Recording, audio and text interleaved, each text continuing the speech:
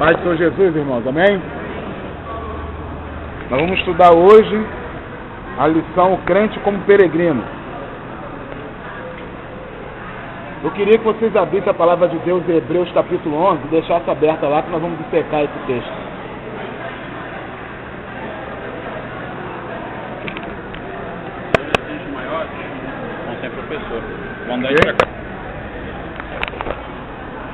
Hebreus capítulo 11, vamos ler do versículo 8 a 10, quero ler esse texto de novo com vocês. E aí você pode deixar aberto aí no livro de Hebreus no capítulo 11. Pela fé, Abraão, sendo chamado, obedeceu indo para o lugar onde havia de receber por herança. Saiu sem saber para onde ia. Pela fé habitou na terra da promessa, como em terra alheia, morando em cabanas com Isaque e Jacó, herdeiro com eles da mesma promessa, porque esperava a cidade que tem fundamento, do qual o artifício e construtor é Deus. Deixa eu só explicar uma coisa para vocês antes de começarmos. Olha só, o cristão como peregrino é uma doutrina bíblica, tá? Não é uma sugestão, não é um símbolo de um cristão, é uma doutrina.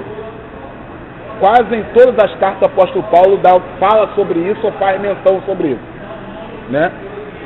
O cristão como peregrino, ele não pode estar em hipótese alguma preso às coisas dessa vida. Por quê? Porque a nossa vida aqui, ela é uma passagem. Não é uma palavra espírita não, mas nossa vida é uma passagem mesmo, né? Tem nada a ver com aquela novela A Viagem, não. A nossa vida aqui é uma passagem mesmo. Então o que acontece?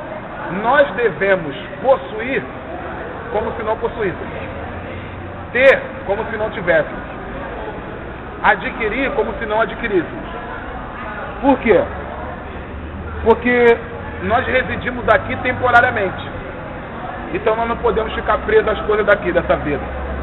Então nós temos que possuir como se não possuíssemos. Isso não quer dizer desprezar o que tem, isso quer dizer não ficar preso às coisas que se ganhou. Entendeu? Peraí. Então, a primeira coisa que nós devemos ter na nossa mente é que nós devemos possuir como se não possuíssemos. Abre comigo aí a palavra de Deus no livro de 1 Coríntios, no capítulo 7. Deixa marcado aí no livro de Hebreus, abre comigo 1 Coríntios, capítulo 7. A partir do versículo 29. No capítulo 7, o apóstolo Paulo está dando uma instrução acerca dos casais. 1 Coríntios, capítulo 7, a partir do versículo 29. E a partir do versículo 29 está escrito assim, ó. Isto, porém, vos digo, irmãos, que o tempo se abrevia. E o que resta é que também os que têm mulheres sejam como se não tivessem. E os que choram, como se não chorassem. E os que folgam, como se não folgassem. E os que compram, como se não possuíssem. E os que usam desse mundo, como se dele não abusassem. Porque a aparência desse mundo passa. Então é a recomendação do apóstolo Paulo. Ele não está mandando desprezar bens. Ele não está mandando desprezar a esposa. Ele não está mandando fazer nada disso. Mas o tempo se abrevia. E é necessário que a gente possuísse como se não possuísse. Só o Espírito vai lhe dar entendimento de como você deve agir. Como você deve cuidar daquilo que recebeu, ao mesmo tempo não estar preso a ele. Entendeu? Por quê? Porque a nossa residência aqui, gente, preste atenção aqui. Porque a nossa residência aqui, ela é temporal. A nossa residência aqui não é permanente. Então você não pode viver preso a uma coisa que você não vai viver permanentemente aqui. Se a minha residência aqui é temporal, então tem que viver aqui como se não tivesse. Mas enquanto estou aqui e estou cuidando disso aqui, eu tenho que cuidar da melhor maneira possível, com toda a minha força. Por exemplo, os filhos não são nossos. Os filhos é herança do Senhor. Mas trata de qualquer jeito, às vezes você não vai prestar conta deles. Você vai prestar conta dos seus filhos. Mas os filhos é teu? Tu nem sabe como se forma um osso no ventre de uma mãe. É o que está escrito na palavra de Deus. Entendeu? Mas você deve cuidar deles com toda a força. Então, antes de tudo, eu quero salientar que eu não quero que ninguém aqui saia daqui virando o profeta gentileza, botando a roupa e saindo andando no centro da cidade com uma cartaz na mão, com doideira. Não estou dizendo isso. Agora, que tem muita gente presa à coisa desse mundo, esperando primeiro realizar as coisas desse mundo para que Cristo volte, vai ficar. Não se engane, vai ficar. Porque o apóstolo Paulo lhe disse claramente que a coroa da justiça estava guardada não só para ele, mas para todos que aguardavam a vinda de Cristo. Então, quem não aguarda a vinda de Cristo, não pode ser levado. Imagine você no ponto do ônibus, você não está esperando o ônibus. Você vai pegar o ônibus? Não. Quando você está no ponto do ônibus, você fica olhando para onde? Para a direção que o ônibus vem. E para que ficar olhando para a direção que o ônibus vem, se você sabe que o ônibus vai vir mesmo? Mas todo o tempo que você está no ponto do ônibus, tirando isso como exemplo para você entender, todo o tempo que você está no ponto do ônibus, você fica prestando atenção na direção que o ônibus, você está focado. Assim deve ser sua vida aqui na Terra. Você tem que estar com a sua mente focada no alto. Você vive aqui nessa Terra, mas o seu foco tem que estar em Cristo. Se você tirar o foco de Cristo, você fica. Não se engane, você fica.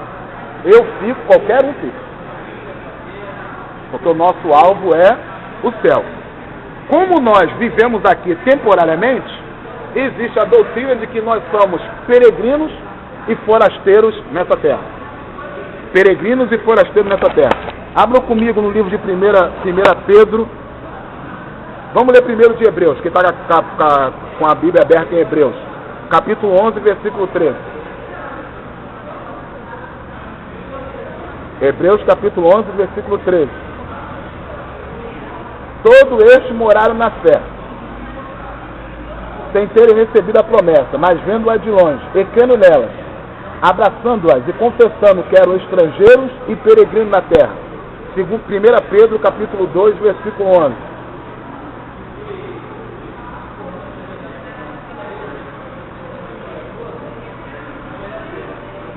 Pedro capítulo 2, versículo 11. Amados, peço-vos, como peregrinos e forasteiros, que vos abucheei da concupiscência carnais, que combate contra a alma. Então nós somos peregrinos e forasteiros. Agora, a ideia que nós temos de peregrinos e forasteiros não é uma ideia muito correta. Quando se fala, por exemplo, em forasteiro, a gente lembra logo do filme de faroeste. Forasteiro não é bandido. E não é uma pessoa indesejada. Então o que é um peregrino? Peregrino é o hóspede em um lugar. É aquele que reside temporariamente. É o que mora como estrangeiro entre outro povo. É estar como um habitante temporário. Peregrino é ser forasteiro. E o que é ser forasteiro?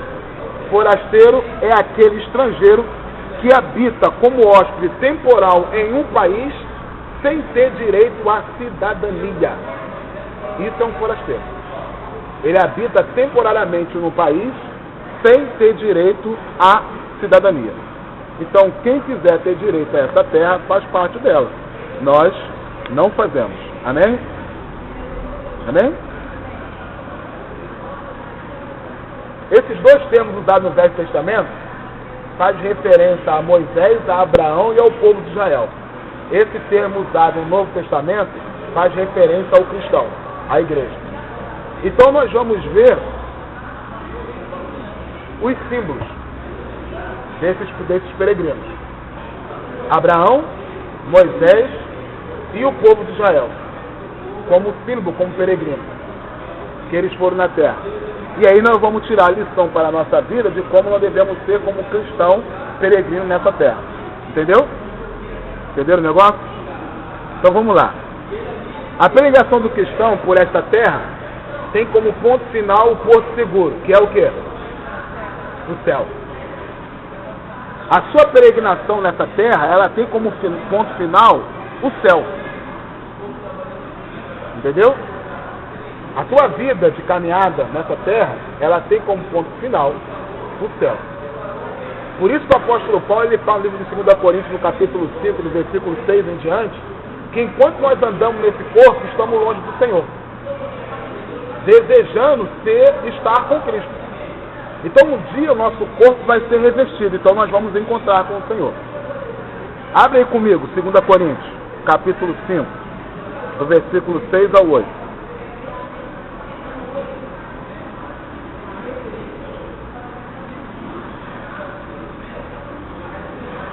Deixa eu só dar uma explicação rápida para vocês aqui. Abrindo 2 Coríntios capítulo 5. 2 Coríntios capítulo 5. Olha só, presta atenção aqui. Olha os fitos em mim. Esse texto aqui, segundo alguns estudiosos da Bíblia, Paulo faz uma alusão a um lagarto que espera ser transformado.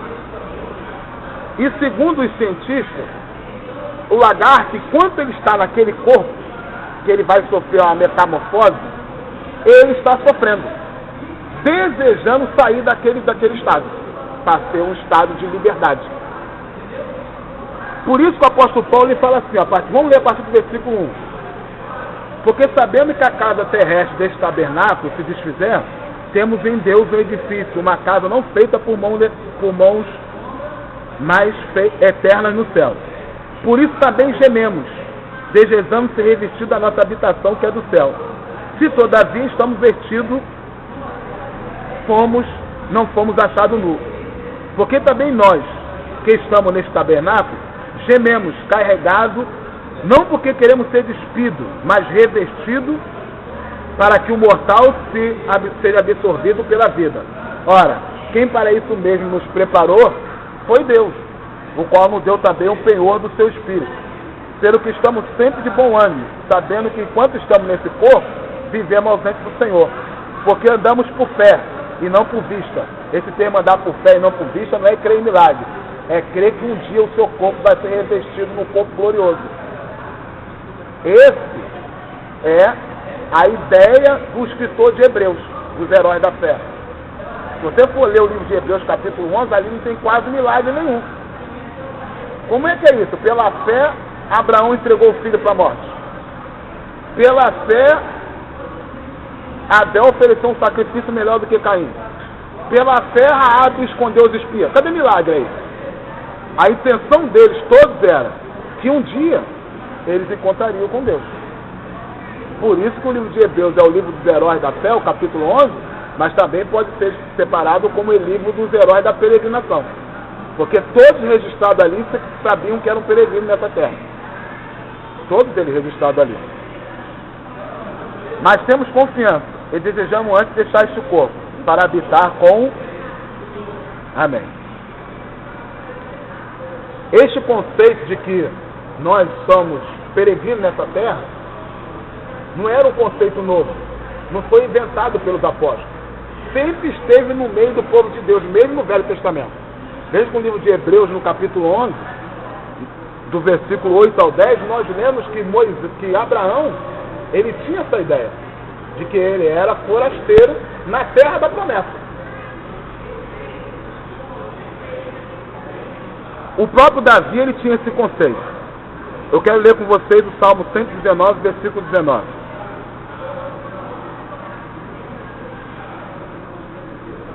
Se alguém achar primeiro do que eu, pode ler. Salmo 119, versículo 19.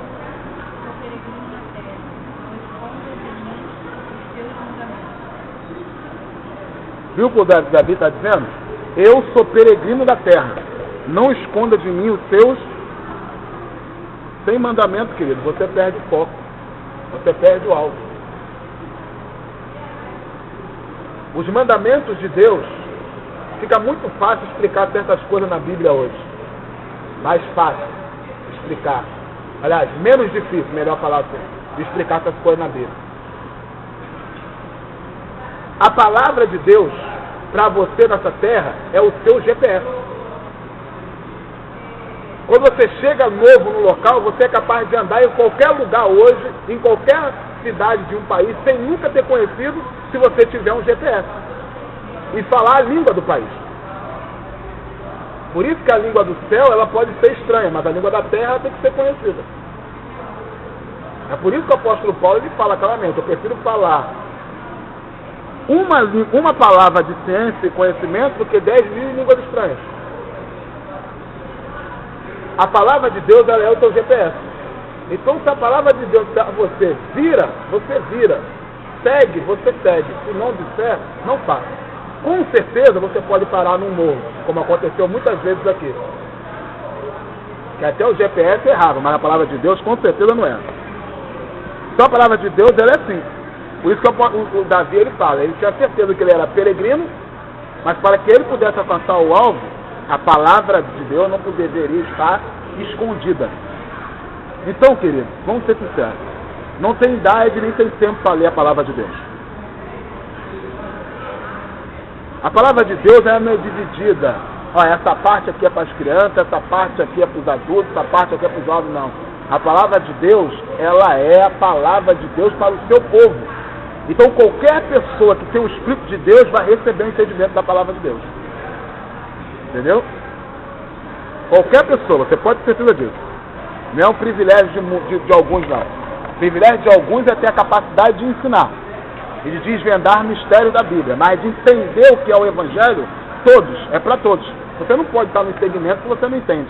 Agora, para você entender, é necessário que você leia. Abraão, ele tinha essa ideia. Agora a gente vai ficar ali em Hebreus capítulo 11. De que ele era peregrino nessa terra.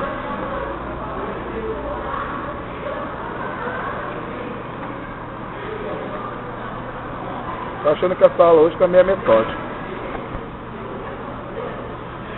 Abraão, ele tinha essa ideia. Em Hebreus capítulo 11, do versículo 8 ao 10, está escrito o quê? Pela fé Abraão, sendo chamado, obedeceu, indo para o lugar onde não conhecia. Saiu sem saber para onde ia. Pela fé ele habitou na terra da promessa, como em terra alheia, morando em cabanas, com Isaac e Jacó, herdeiro com ele da mesma promessa. Abraão tinha consciência de que ele era estrangeiro. Não só Abraão ele tinha consciência de que era estrangeiro. Todos os demais santos do Velho Testamento, que continuaram focados em Deus, eles tinham a certeza de que ele era o peregrino e forastando nessa terra. Hebreus capítulo 11, do versículo 11 ao 13. Olha só o que está dizendo. A respeito de...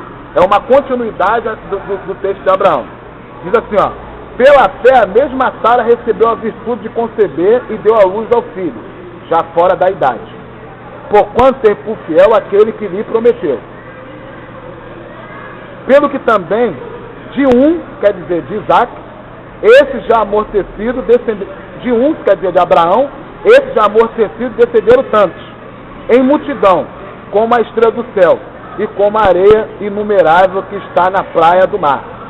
Todos esses morreram na fé, sem terem recebido a promessa, mas vendo-a de longe, e crendo nelas, abraçando-as, e confessando que eram estrangeiro e peregrino na terra. Não só Abraão, Isaac e Jacó, mas todos que descenderam deles, sabiam que eram peregrinos nessa terra. Entendeu? Então isso era uma ideia, não é o que eu quero mostrar a vocês, que isso não foi um conceito no Novo Testamento. Desde o Velho Testamento tinha esse conceito, de que eles eram peregrinos nessa terra. Todos eles que descenderam de Abraão, que tinham foco em Deus, eles eram conscientes disso. O interessante é que o foco deles era o mesmo. O foco deles era o mesmo. Qual era o foco deles? O céu. No caso de Abraão, você vai ver que ele vai dizer aqui no versículo 9, que Abraão habitou na terra da promessa, em cabanas, porque esperava de Deus morar numa terra onde o construtor era o próprio Deus. Hebreus capítulo 11, versículo 9. No versículo 13 ao 16, você vai ver que os mesmos tinham a oportunidade de ter outra coisa, mas eles desejavam uma melhor, isto é, uma celestial, pelo que também Deus não se envergonha deles, de chamar seu Deus, porque já lhes preparou uma cidade. Todos eles sabiam que eram peregrinos nessa terra, e todos eles tinham o mesmo foco, que não era viver no melhor aqui nessa terra. Se Deus dá, ótimo, mas o foco deles era o céu. O foco deles é a salvação. Esse deve ser o foco do cristão. Todas as outras coisas são secundárias. O foco principal do cristão é morar com Deus. Então vamos tomar alguns exemplos. E vocês vão ver a atitude deles, vocês vão ver a atitude que nós devemos tomar hoje também. No caso de Abraão, por exemplo, a primeira coisa que diz acerca de Abraão aqui no livro de Hebreus, no capítulo 11, capítulo 11, versículo 8, é que Abraão saiu sem saber para onde ir. Assim deve ser o cristão. Irmãos, a palavra de Deus diz, e Jesus não abre mão disso, ele que disse isso, que todo aquele que é nascido do Espírito é como um vento, não sabe para onde vem e nem sabe para onde vai. Não adianta querer ter raiz. É como vento. Quem não é como vento não é nascido do Espírito. E aquele termo como vento não está falando do mover do Espírito. Está falando do seu desprendimento. Se Deus está você hoje aqui, ó, vamos para ali, você vai? Vou. Volta. Porque assim é o vento. Não se sabe de onde ele vem nem para onde vai. Ouve a sua voz, mas não sabe a direção que ele vai tomar. Então Abraão, ele saiu da terra da promessa, ele saiu da terra onde ele vivia, indo para a terra da promessa, sem saber para onde ia. E no livro de João, no capítulo 3, está escrito que nós somos como um vento. Todo aquele que é nascido do Espírito é como um vento. João capítulo 3, versículo 5 e o versículo 8. Uma outra coisa interessante de Abraão está no versículo 9 e o versículo 10. Olha só, irmãos. Uma coisa interessante de Abraão, como peregrino, está no versículo 9 e versículo 10. Que o quê? Abraão, ele não quis nada. Não foi Deus que deu para ele, não deu para ele. Foi ele que não quis nada que o prendesse ele nessa terra. Vocês lembram que Abraão, ele foi tão rico, que ele conseguiu ser mais rico do que muitas nações em volta dele? Ele sendo um homem só? Que Abraão, com seu povo, com seus servos, conseguiu salvar os reis de Sodoma e Ló quando foi preso? Ou seja, como Abraão era poderoso? Então Abraão, ele sabia que estava na terra da promessa. Abraão, ele sabia que estava na terra da promessa, porque Deus disse para ele. E sabia que era rico. Não vamos tratar Abraão como idiota. Segundo alguns eruditos, Abraão, ele era astrônomo. Ele nunca foi idiota. Os magos que vieram do Oriente, talvez vieram da terra de Abraão. Abraão sabia que era rico e sabia que estava na terra da promessa. Agora olha só o que a palavra de Deus diz no versículo 9 e no versículo 10. Pela fé, habitou na terra da promessa como na terra alheia, morando em cabanas com Isaque e Jacó. Herderam com ele da mesma promessa, porque esperava a cidade que tem fundamento, o qual o artifício e construtor é Deus. Abraão morou em cabanas porque ele quis. Ele não quis ter casa nem palácio, mesmo sendo cheio de ouro, de prata e muito gado e muitos servos. Porque ele esperava morar numa casa que o qual o artifício era Deus. A única propriedade que Abraão teve na terra da promessa foi um túmulo que ele comprou para enterrar Sara. Ele não quis ter. Mas ele teve muitas outras coisas. Muitos servos, muita serva, ouro e prata. Mas casa ele não quis construir. Por quê? Porque pela fé ele cria que ele teria uma casa melhor. Logo, ele sabia que se talvez, podemos supor assim, se ele construísse casa aqui, ele talvez ficasse preso às coisas dessa vida. O interessante, irmãos, é que muitas vezes nós estamos querendo de Deus algo que nós não vamos estar dispostos a deixar depois. Nós estamos querendo de Deus algo que nós não vamos estar dispostos a deixar depois. Então peça a Deus tudo aquilo que Ele puder te dar e que você estiver preparado para deixar quando Ele vier buscar a sua igreja. Entenderam? O outro exemplo que nós vemos aqui é do próprio Moisés.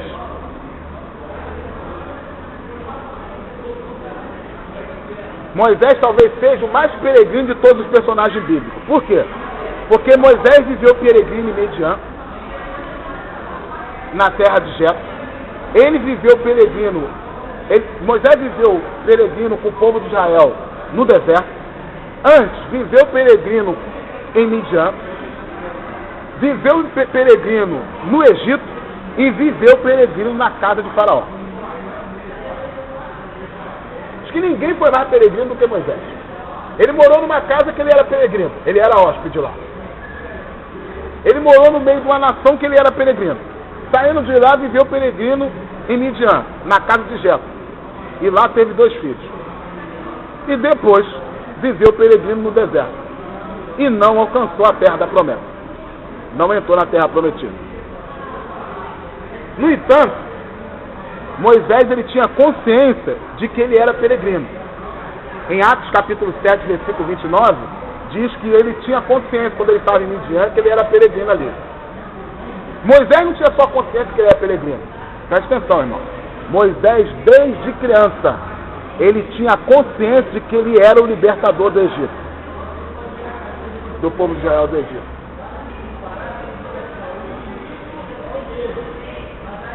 Moisés também ele tinha total consciência de que ele, desde criança, era libertador do Egito. No livro de Atos, no capítulo 7, versículo 23 ao 25, quando Estevão relata acerca de Moisés, quando ele vai defender os seus irmãos, e ele mata um egípcio porque está brigando com seus irmãos, a palavra de Deus diz que ele fez aquilo porque pensou que os judeus entenderiam que Deus tinha separado ele para libertar o povo de Israel do Egito. Ele sempre teve essa consciência. No entanto, Moisés, ele rejeitou ser chamado filho da filha de Faraó. Hebreus capítulo 11, do 23 ao 26. Pela fé, Moisés, já nascido, foi escondido 3 meses por seus pais, porque viram que era um menino formoso, e não temeram o mandado do rei. Pela fé, Moisés, sendo já grande, recusou ser chamado filho da filha de Faraó, escolhendo antes ser maltratado como o povo de Deus, por um pouco de tempo, de ter o gozo do pecado, tendo por maiores riquezas o vitupério de Cristo, do que os tesouros do Egito, porque tinha em vista a recompensa. Veja, ele tinha em vista a recompensa. Irmãos, por que Moisés, ele tinha consciência desde cedo do seu chamado? Por que Moisés, ele tinha consciência desde cedo de que era peregrino? E por que Moisés rejeitou ser chamado de filho da filha de Faraó? Vou falar para vocês aqui, porque aqui tem futuro casais. E é importante que vocês aprendam acerca disso.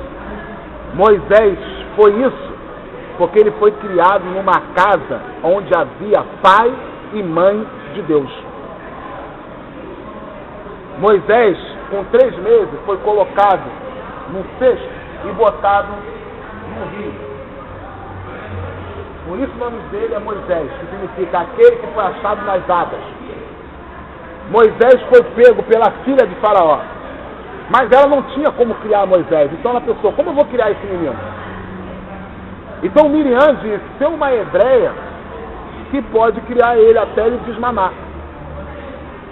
Nesse período da infância de Moisés, num período muito importante na vida da criança, porque a personalidade da pessoa é formada entre os 3 e 4 anos de idade, então essa personalidade vai perdurar pela vida dela todinha. Moisés foi criado na casa dos seus pais, de onde saiu um libertador do Egito, uma profetisa e um sumo sacerdote. E não foi porque eles eram irmãos de Moisés que Miriam foi profetisa e Arão foi sumo sacerdote e porta-voz de Moisés quando foi falar sobre as pragas do Egito. Foi porque a mãe e o pai de Moisés criou eles no Evangelho. Agora, a grande questão que fica é como é a casa dos crentes. Como é a nossa casa? Uma vez o pastor John MacArthur, ele falou uma coisa interessante que me deixou até hoje preocupado. Jesus Cristo, ele disse assim, ó: ai daquele que escandalizar um desses meus pequeninos, melhor seria que amarrasse uma pedra no pescoço e se jogasse ao mar. Tem muita gente que não quer ser crente por causa do pai e da mãe. Porque aqui é crente, mas a casa está cheia de pornografia, palavrão, tem bebida, música secular, brigalhada, não tem nada de céu. Então vocês são futuros pais, futuras mães. Não deixe que sua casa seja assim. Porque eu vou falar uma coisa para vocês, irmãos. Moisés, 3 coisas Moisés rejeitou. Está escrito no livro de Hebreus. Eu quero mostrar para vocês, ver como é que é difícil isso. 3 coisas Moisés rejeitou. Olha só. Primeira coisa que Moisés rejeitou, está escrito aqui no livro de Hebreus, está no versículo 24. Moisés rejeitou ser chamado filho da filha de Faraó. Uma pergunta fica para mim assim: amanhã, o meu filho ou minha filha, quando sair da minha casa e viver no meio dos faraós, dos egípcios, será que eles vão rejeitar ser chamados filhos dos egípcios? Essa é a pergunta que o pai tem que fazer, que você que tem projeto de vida tem que fazer. Um filho perdido estrutura toda a casa. Um filho preso na cadeia faz com que toda a família puxe cadeia junto com ele. Um filho em recuperação nas drogas faz com que toda a família esteja lá também se recuperando das drogas, mesmo que você não use. Um filho problema é um problema para toda a família, porque ele não tem disposição de matar nos peitos os problemas dele e só respinga na gente, nos pais. Se fizessem a besteira, mas tivesse disposição de arcar com a consequência, mas não tem. Nem cadeia um menor de idade não puxa se dirigir errado, se matar alguém. Dependendo da irresponsabilidade do pai, o pai que vai ser condenado. Mas nós não pensamos nisso, muitas vezes. E muitas vezes os pais não nos criam pensando nisso. E aí, seu filho, ele não é só peregrino nessa terra, ele também é peregrino na sua casa. Porque se a palavra de Deus diz que ele é herança do Senhor, não é teu, é de Deus. Então, brevemente, ele vai sair da sua casa para viver no mundo.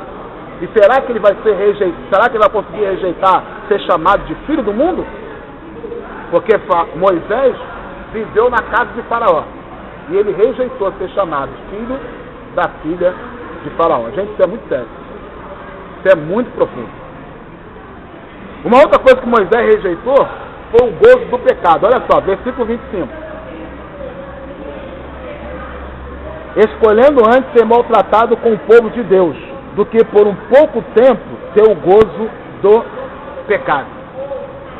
Irmãos, como tem gente largando o evangelho por causa de 10, 15 minutos de prazer. Porque você vai ter que ser muito bom de sexo para durar mais do que isso.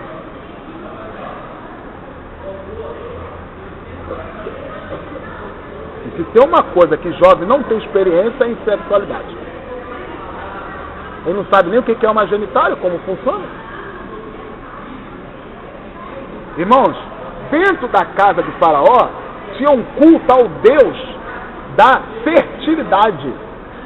A palavra de Deus está dizendo aqui que Moisés viveu na casa de Faraó e nunca participou de nenhuma dessas orgias, de nenhum desses deleites carnais. Ele rejeitou isso. Moisés na casa de Faraó, ele só teve só a instrução de quando ele era criança. Moisés, quando volta de novo para ver os seus pais, ele já está com 40 anos. Ele viveu todo o tempo dentro da casa de Faraó, sendo ensinado em toda a ciência dos egípcios, como está lá, como Estevão fala no livro de Atos, no capítulo 7. Mas ele lá nunca se envolveu com a idolatria da casa dos egípcios. nunca se envolveu com as orgias que haviam lá, com as festas, com os... É como foi Daniel, Sedraque, Mesaque e Abednego. Eles nunca se envolveram com aquele negócio lá. Entendeu? Irmãos, tem coisas que é bem apelativa. Mas a gente tem caído com coisa, meu irmão, que nem ímpio está querendo fazer mais aquilo. Ele já até passou desse pecado para frente. Não, irmão, pelo amor de Deus. Vamos ser sinceros. Irmão, você sabe que você viver dentro do Egito e dentro de uma casa onde você é um dos príncipes?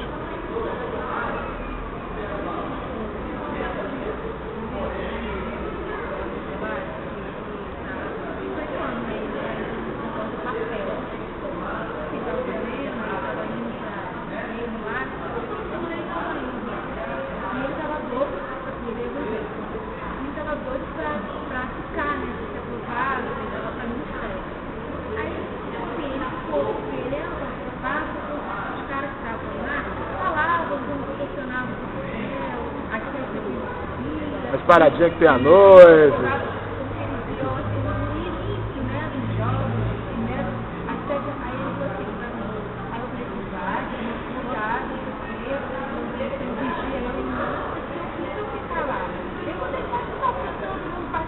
Quer ver uma coisa que eu falo a vocês? Uma coisa interessante disso que ela está falando?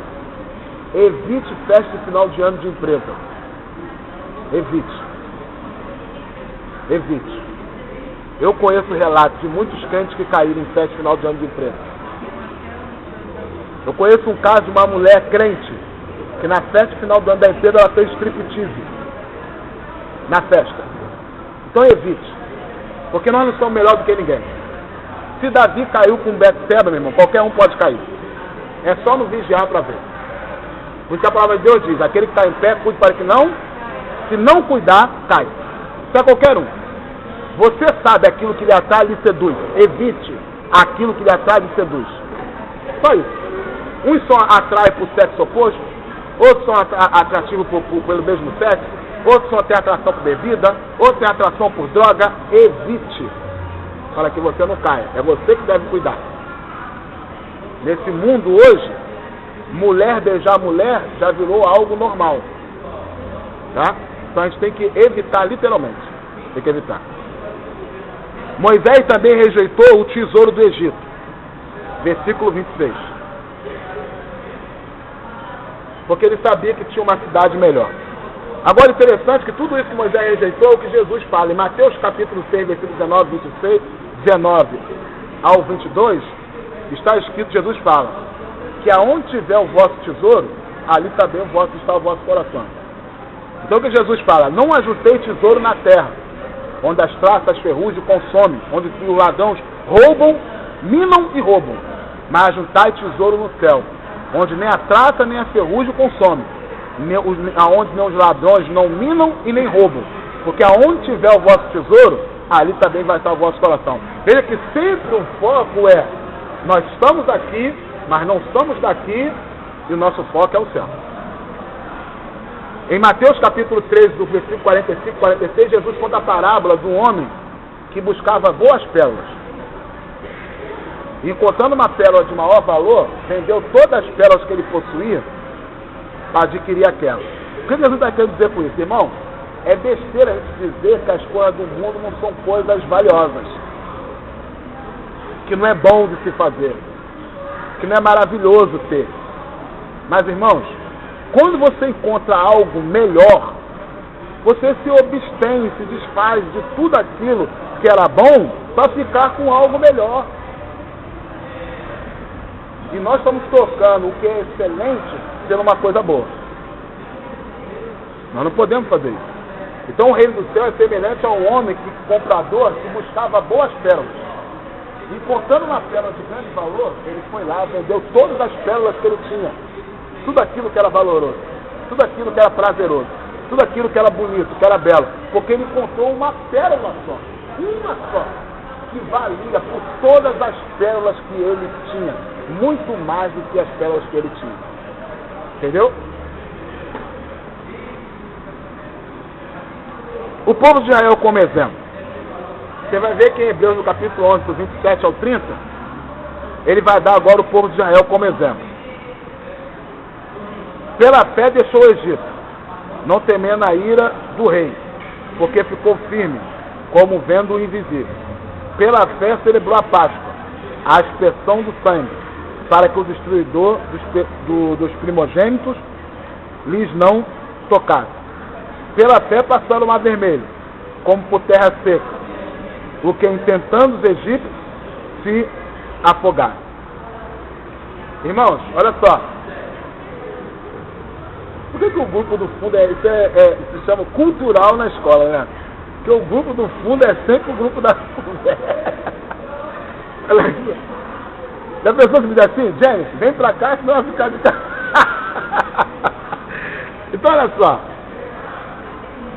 O povo de Israel, presta atenção agora, olha só uma coisa interessante aqui. Na tipologia bíblica, é assim. Faraó tipifica o diabo.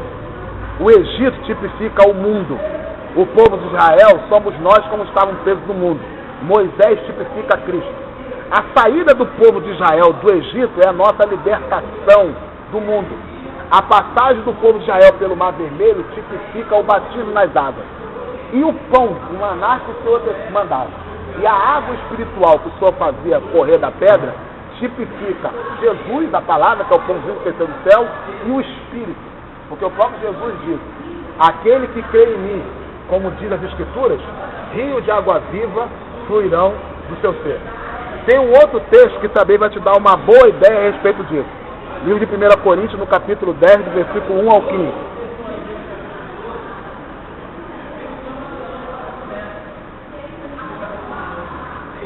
1 Coríntios, capítulo 10, do versículo 1 ao 15. Olha só, o que está escrito. Ora, irmãos, não quero que ignoreis que nossos pais estiveram todos debaixo da nuvem, e todos passaram pelo mar, e todos foram batizados em Moisés, na nuvem e no mar, e todos comeram de um mesmo manjar espiritual, e beberam todos de uma mesma bebida espiritual, porque a bebida espiritual que os seguia, porque a pedra espiritual que os seguia, era Cristo, mas Deus não se agradou da maior parte deles, pelo que foram prostrados no deserto. Essas coisas foram feitas em figuras, para que não cobicemos coisas más como eles cobiçaram. E não vos façais pois idólatras, como alguns deles, conforme está escrito. O povo assentou-se para comer e beber, e levantou-se para folgar. E não nos prostituímos, como alguns deles fizeram, e caíram num dia 23.000. E não atentemos a Cristo, como alguns deles tentaram, e pereceram pela serpente. E não murmureis, como também alguns deles murmuraram, e pereceram pelo destruidor. O que o apóstolo Paulo está dizendo aqui? Se o Egito tipifica o mundo, Faraó o diabo, Moisés Jesus, o povo de Israel quando estava no Egito, quando estavam presos no mundo, passaram pelo Mar Vermelho, o batismo, a água espiritual e o pão, e o maná, é Cristo e o Espírito. O período que o povo de Israel teve no deserto até chegar na terra prometida é o nosso período de peregrinação aqui até que Jesus volte. Daí sai Moisés e entra Josué, que é o tipo de Jesus Cristo, o Senhor do deserto. Então, todo erro que o povo de Israel cometeu no deserto, nós estamos sujeitos a cometer aqui também.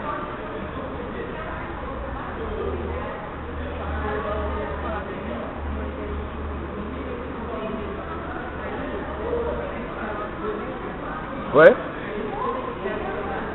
Ele foi criado todo o tempo, até os 40 anos na casa de Faraó. 3, mas aí voltou de novo para a casa da mãe. Porque Miriam, muito inteligente, seguiu para ver aonde o garoto ia parar. Quando chegou lá, a filha de Faraó não tinha como amamentar ele, porque ela não tinha filho. Aí ela falou assim: olha, eu conheço uma hebreia que ela ama de leite, ela está de leite, ela pode criar o seu filho. Aí ela falou: então tá, então leva para ela, depois manda ela me devolver. Aí Miriam pegou e levou para a casa dela de volta. Entendeu?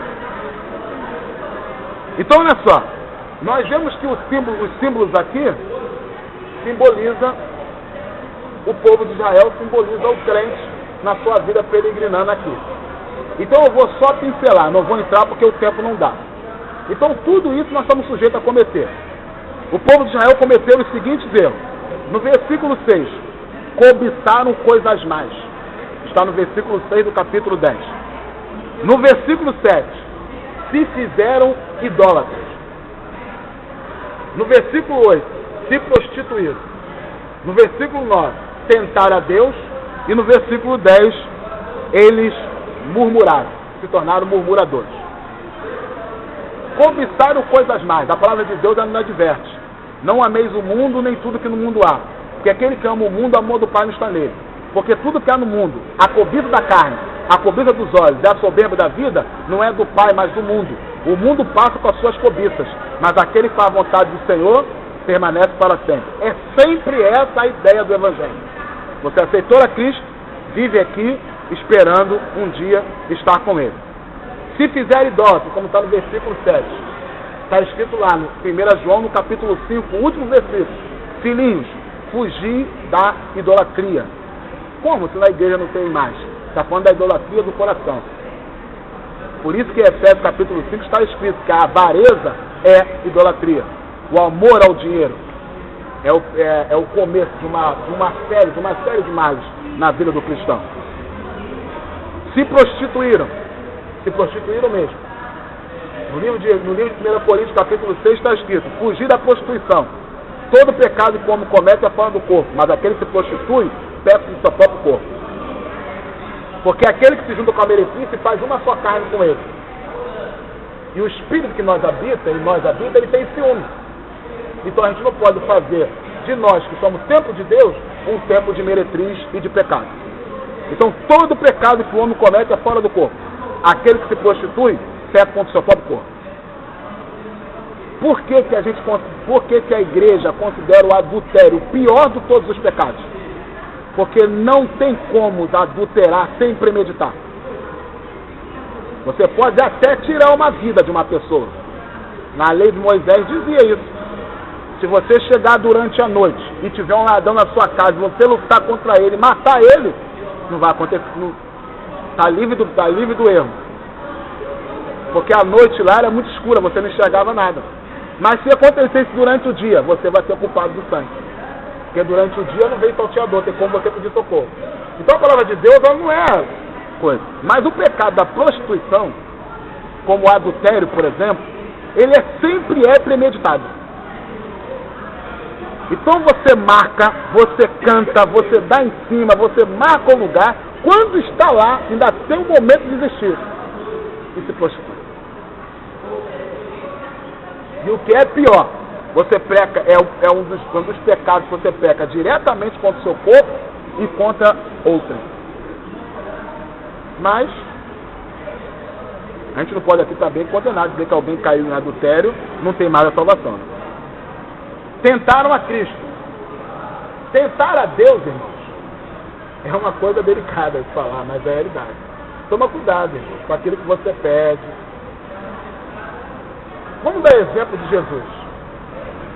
Satanás disse para ele: joga-se no pináculo do templo, porque está escrito que aos seus anjos dará ordem a seu respeito. O que Jesus disse? Também está escrito: não tentarás ao Senhor teu Deus. E se tornaram murmuradores. O apóstolo Paulo fala uma coisa interessante.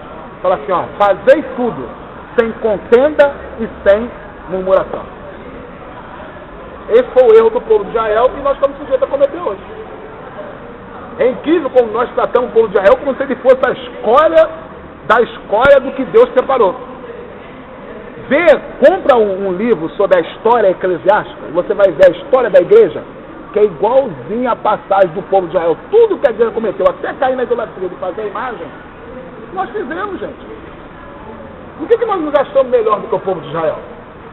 Falamos dele com desprezo. Entendeu?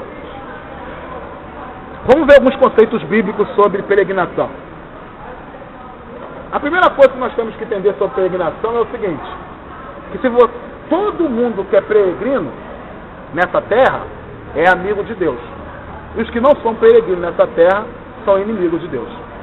No livro de Tiago, no capítulo 4, versículo 4, está escrito: adúlteros e adúlteras, não sabeis que a amizade com o mundo é inimizade contra Deus? Qualquer que se faz amigo do mundo se constitui inimigo de Deus. No livro de 1 João, no capítulo 2, versículo 15, está escrito, já disse o texto: não ameis o mundo e tudo que o mundo há. E aquele que ama o mundo, o amor do Pai não está nele. E se não está o amor do Pai, só está a ira do Pai. No livro de Filipenses, capítulo 3, versículo 18 e 19, está escrito, Filipenses, capítulo 3, versículo 18 e 19: porque muito há, do qual muitas vezes vos disse, agora também digo chorando, que são inimigos da cruz de Cristo. O fim deles é perdição, o Deus deles é o ventre, e a glória deles é para a confusão deles mesmos, que só pensam nas coisas terrenas. Inimigos da cruz de Cristo. Mas existem coisas que o peregrino, ele é benéfico para a vida dele. Por exemplo, quando você é peregrino nessa terra, você é rejeitado pelo mundo. Por quê? Porque você faz parte do povo de Deus. No livro de João, no capítulo 15, no versículo 18, versículo 19,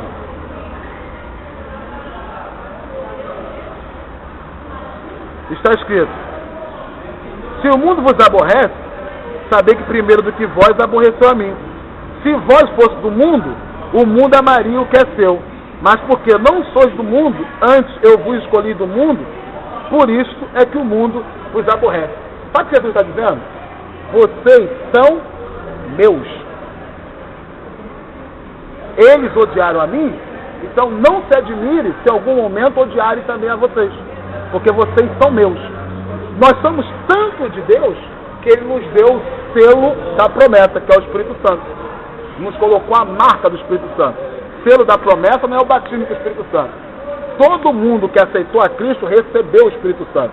Então recebeu o selo da promessa. Ou seja, você é propriedade de Deus. É de Deus. Ele é que cuida de você. É dele. Quem mexe contigo, mexe com ele. Porque é meu. É dele. Ele colocou a marca dele em você. É como a Coca-Cola que tem a marca dela. Então Deus colocou a promessa em você. O selo em você. Não só colocou o selo, como ele diz também, porque ele é o penhor, o Espírito Santo é o penhor da nossa herança. Ou seja, é a certeza. A maior certeza que você tem de que Jesus Cristo vai voltar para arrebatar a sua igreja são duas. Que Jesus morreu e ressuscitou. E segundo, o Espírito Santo habita em você. Isso que o apóstolo Paulo ele faz algumas vezes essa pergunta nas cartas dele. Se é que tendes conhecido que o Espírito de Deus habita em vós, se é que tendes conhecido a Cristo. É importante que você tenha a certeza que você é salvo, o Espírito Santo habita na sua vida. Ele é o penhor da sua herança. Penhor é aquilo que você dá e vai resgatar depois. Entendeu? É que você chega no banco e você entrega. Para poder pegar o dinheiro. Uma joia, um ouro, por exemplo. E você vai lá resgatar aquilo depois.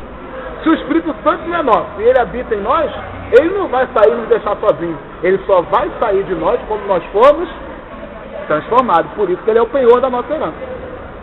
Entendeu? Mas também fala que todo aquele que é peregrino nesta terra faz parte da família de Deus. Efésios capítulo 2, versículo 19.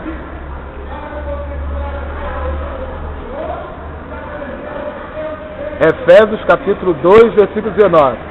Assim já não sois estrangeiro nem forasteiro, mas concidadão dos santos e família de Deus. Efésios capítulo 2, versículo 19. Olha que coisa interessante. O escritor da carta o apóstolo Paulo, quando escreveu Efésios, ele faz aqui um inverso.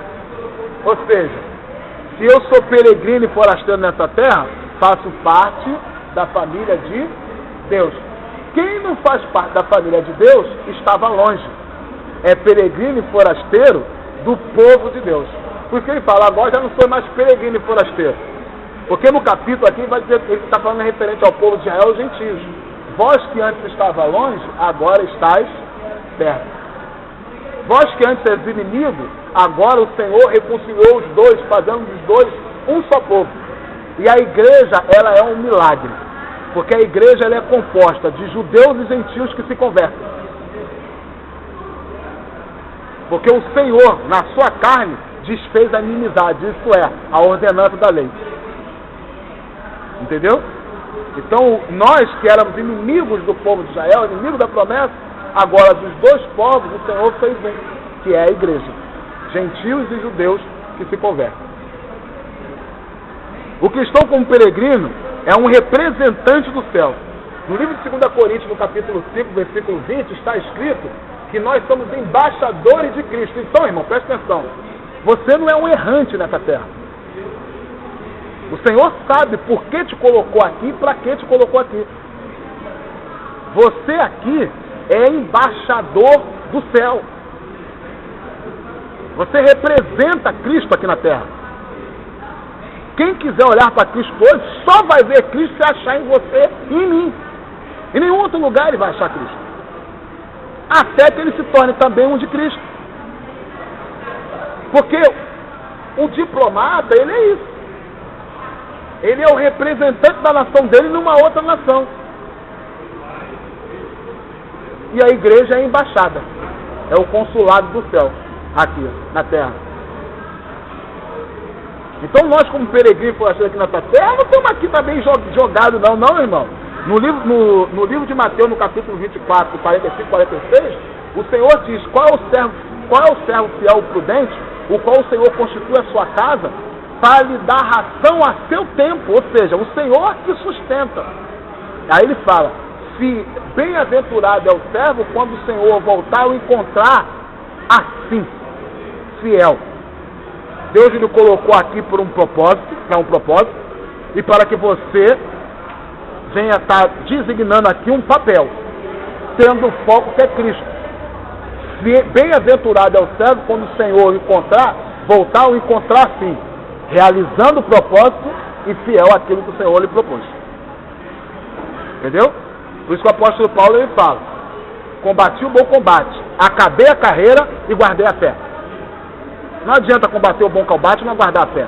O Senhor Jesus ele disse, do que adianta o homem ganhar o mundo inteiro e perder a sua alma?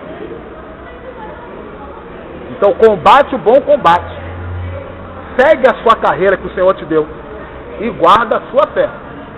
Porque o que vai fazer você estar no céu é a fé. Entendeu? Então nós não podemos fazer também como fez na parábola do talento aquele que recebeu um talento. Eu vou esconder isso aqui para não perder. Não, o Senhor não quer isso. O Senhor quer que você combata, mas guarde a fé. Porque não adianta você ganhar o mundo inteiro e perder a sua alma. E está na hora de nós cuidarmos da nossa. O cristão como peregrino, ele tem a certeza de que vai morar no céu. Romanos capítulo 8, versículo 18. Para mim tenho por certo que as aflições do tempo presente não há de se comparar com a glória que há de ser revelada. 2 Coríntios capítulo 4, versículo 16, versículo 18. Portanto, meus amados irmãos, não desanimemos. Ainda que o nosso corpo exterior se corrompa, contudo, nosso corpo interior se renova de dia em dia. Porque essa leve e momentânea tribulação produz em nós um peso igual e é muito excelente. Não visando nós as coisas que se veem, mas as coisas que não se veem. Porque as coisas que se veem são temporais, e as coisas que não se veem são eternas. Colossenses capítulo 3, versículo 1 ao 3. Colossenses capítulo 3, versículo 1 ao 3. Portanto, se já ressuscitaste com Cristo, buscai as coisas que são de cima, aonde Cristo está assentado à destra de Deus. Pensai nas coisas que são de cima, e não nas coisas que são dessa terra. Filipenses capítulo 3, versículo 20, versículo 1. A nossa cidade está no céu, de onde nós esperamos nosso Senhor e Salvador Jesus Cristo, o qual transformará o nosso corpo abatido para ser conforme o seu corpo glorioso. Esse é o foco principal. Todo peregrino tem a certeza e vai chegar lá. Sabe que não está aqui jogado, sabe que não está aqui abandonado e sabe que vai um dia encontrar com Cristo. Deixa eu falar uma coisa interessante que é muito pouco falado. Ainda que vocês ouvem falar, se fala muito pouco. Quando você peregrina nessa terra, você tem um foco, você tem um alvo. E nesse seu alvo final, você vai ser um vencedor. Esse vencedor vai receber bênção de Deus. Uma das bênçãos que o vencedor vai receber, galardão. O que é galardão? Galardão não é uma coroa que bota na cabeça. Talvez galardão seja um revestimento, uma autoridade dada. Mas a Bíblia fala de 3 galardões, bem destacados. Fala da coroa de glória. Ah, não, vamos ler Apocalipse 22, 12.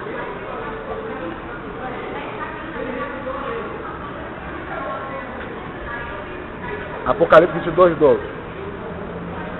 Eis que cedo vem, e o meu galardão está comigo, para dar a cada um segundo a sua obra. Galardão é recompensa. Que o Senhor vai dar a cada um segundo a sua obra. Vou destacar 3 galardões. Coroa de glória, coroa de justiça e a coroa da vida. Coroa de glória está registrado em 1 Pedro capítulo 5, versículo 4 e 1 Tessalonicenses capítulo 2, versículo 19 e versículo 20. Quem recebe a coroa de glória? Os que ganham alma e os que discipulam essa alma e se mantêm firmes. Irmãos, é triste saber que você tem tanta gente fazendo tanta coisa e vai chegar no céu e não vai receber galardão nenhum. Porque o Senhor disse, o galardão é meu, eu dou a cada um conforme eu quero, segundo a sua obra. A obra é que Ele quer que faça. Por isso que eu falo, irmão, tudo feito na igreja tem que ter esse foco. Ganhar alma e edificar os que já estão salvos. Se não tem esse foco, não espera de Deus galardão. Foi para satisfazer o seu próprio desejo. Tudo bem, não peca. Porque a gente tem que entender que existem coisas que são bíblicas, extra-bíblicas e antibíblicas. Você só não pode fazer o que é antibíblico. Existem coisas que são extra-bíblicas, que não é antibíblico, mas também não é bíblico. E você não vai fazer mal nenhum. Entendeu? Não pense, irmãos, que você vai receber galardão por você ser uma pessoa boa. No sentido assim, por exemplo, olha o que Jesus disse, olha o que Jesus fala, interessante. Irmão, quando você convidar alguém para a tua casa, e depois alguém te convidar para ir na dele, você já recebeu o teu galardão. O galardão é recompensa. Se você faz algo com o filho, e o filho te retribui isso com amor e carinho, você já recebeu o teu galardão. Os gentios também fazem isso. Por isso que Jesus disse que a nossa justiça não exceder dos escribas fariseus e hipócritas, de maneira nenhuma nós daremos no céu. Nós estamos querendo receber coisa por aquilo que todo mundo faz. O mundo faz. É você amigo dos seus amigos? Grande coisa para Deus. Os gentios também fazem isso. Teme tu a Deus? Crê tu que Deus existe, um só Deus? Grandes coisas isso. Os demônios creem e até estremecem. Então nós temos que buscar as coisas excelentes. Então a coroa de glória é dada para aqueles que ganham alma e cuidam dessas almas. Todos os 2 textos estão referentes, o apóstolo Paulo, ele fala referente àqueles que, a pessoas que ele cuidou, pedindo que ele se mantenha firme, porque esse será a sua coroa de glória. Entendeu? Então é sinal que ele ganhou a alma e cuidou. Existem várias maneiras de você contribuir, ganhando alma, fortalecendo as almas no reino de Deus. Coroa da justiça, para os que fazem a obra de Deus e se mantêm fiéis até o final. É o que eu disse, não adianta você ganhar o mundo inteiro e perder a sua alma. 1 Timóteo capítulo 4, 1 Coríntios capítulo 9, 25, é a coroa da justiça. E a coroa da vida é para os mártires e para aqueles que estão dispostos a morrer por Cristo. Ou seja, não é suicida, mas é aquele que, se for de ter que dar a vida por evangelho, eu dou. Você, por mais que não morra por causa do evangelho, vai receber a coroa da vida. No livro de Apocalipse, capítulo 2, versículo 10, está escrito que ser fiel até a morte e dar-te a coroa da vida. Tiago, capítulo 1, versículo 12, está escrito o quê? Irmão, tende grande gozo por passar por grande tribulação, sabendo que quando formos aprovados, receberemos a coroa da vida. Entendeu? Tem umas outras coisas aí, mas tá bom. Amém. Vamos colocar de pé. Glória a Deus.